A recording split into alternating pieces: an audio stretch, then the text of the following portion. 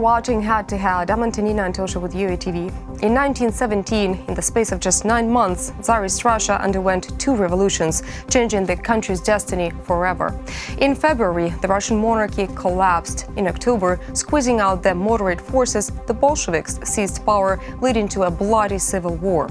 Subsequently, the Soviet government steered the country for 70 years. Today, 100 years later, what are the lessons that we should remember from the events of that time? We're joined in the studio today by Vitaly Ogienko, head specialist at the Ukrainian Institute of National Remembrance. Hello, and thank you for joining us. Hello. So first of all, for our audience worldwide, could you tell us what the revolution was all about? I would say that it's not very easy because, for example, in Russia and Ukraine now we have very different visions of that event. And I would say what it means for us, Ukrainians. It's a very meaningful event for us because it's like a starting point of our fight for independence and fight for our state. Yeah, and it was very important because it was not successful, this struggle for independence, but it was like a starting point, and now we probably don't see the final destination because we still have this event in Donbass and Crimea, but it is starting point, and it's mostly important for us. For Russians, it's, I would say, not so important because it is difficult for them to understand what this event if for Russians now, what does it mean for them? Would you say that Russia is trying to play it a little bit low-key, to downplay the Ukraine's role in the whole revolution? Yeah, and it is a difference in narration, difference in how we tell this story. For us, it's Ukrainian revolution. It's story of Ukrainian national parties, Ukrainian national movements, Ukrainian states like Ukrainian People's Republic, Directoria, and Hetmanat by Hetman Skoropadsky. For Russians and for Russian historians, for example, it's like February revolutions, October revolutions, and the civil war, bloody civil war, and nothing else. They don't see any difference, and they cannot acknowledge that in this era in Ukraine was something similar, something what is different from what was and has happened in Okay, let's Russia. talk about Ukrainian revolution then. From what you've just said, it is clear that the Ukrainian revolution was like a starting point of forming the Ukrainian nationality, of forming the Ukrainian state. 100 years later, what are the conclusions we can make? Conclusions? First of all, I think it was very important for Ukrainian identity, for the creation of Ukrainian modern identity. And I would say that it's very important to remember about lessons of this event. Which are, in your point of view, what are the lessons of the Ukrainian revolution? We should understand. For modern Ukraine. Yeah, and know this history, first of all, remember it, and I would say be combined, understand that all these problems and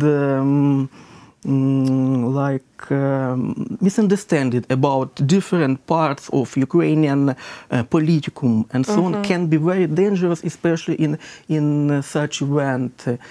Because not everything in our hands.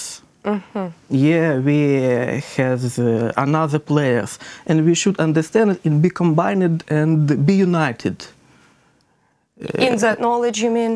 As political forces, as for example, as people, as politicians, understand that. Are there any events to commemorate the memory of those who died during the revolution of 1917 in Ukraine? Because in Russia there are very low-key events. What about Ukraine? Battle in city Kruty, you know, it is in Chernihiv Oblast, and it is probably the most well-known event of the time when Ukrainian students stood against Russian invaders, and they stopped them for couple of days. And they were died 30 or, and it is well-known events, and we have commemorations, a lot of commemorations every year. That's right. Do you have commemorations this year in Kruty itself? Every year, of course. Every year. And this year as well. What about Kyiv, the capital? In Kyiv, what is different that we have a campaign, informational campaign, and this campaign for 5 years, from this year to 2021. And for example, in this year we had one event in Verkhovna Rada, which was special event dedicated especially to this, to the creation of Centralna Rada.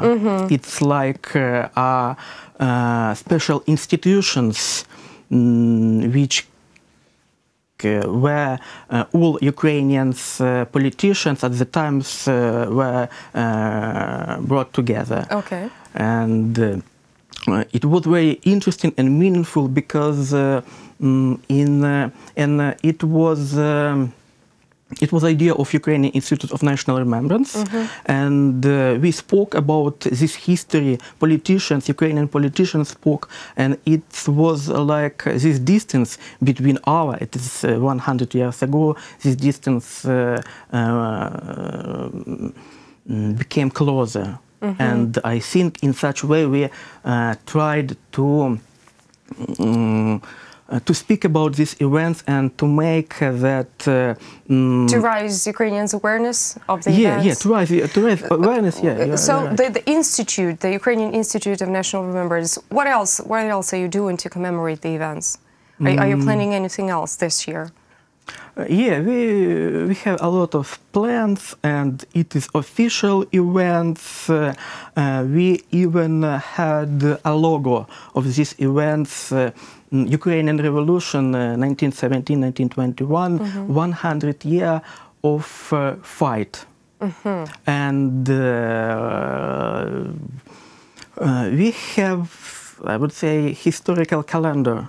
And in this historical calendar, several very important events like creation of Ukrainian Central Rada, creation of Ukrainian People's Republic, and proclamation of independence.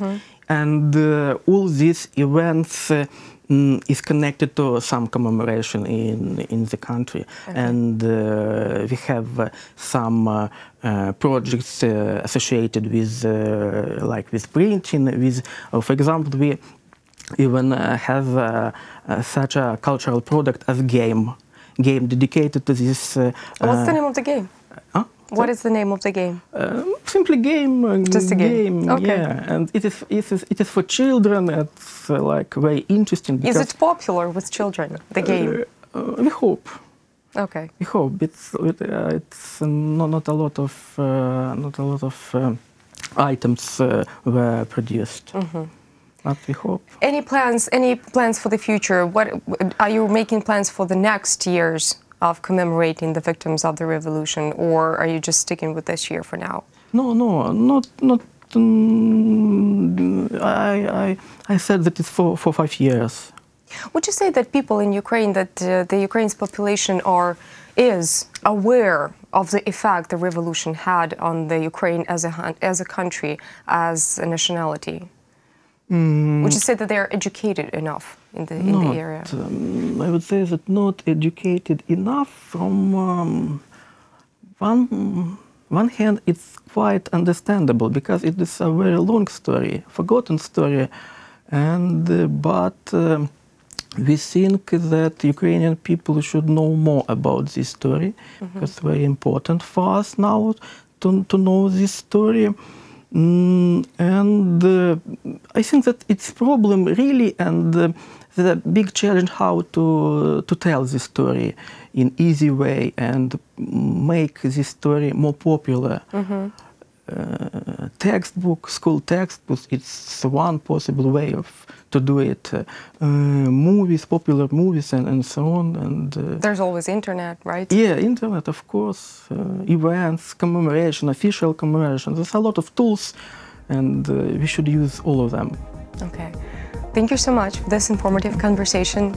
That was Vitaly Ogienko. He is the head specialist at the Ukrainian Institute of National Remembrance. Thank you so much for watching, and goodbye.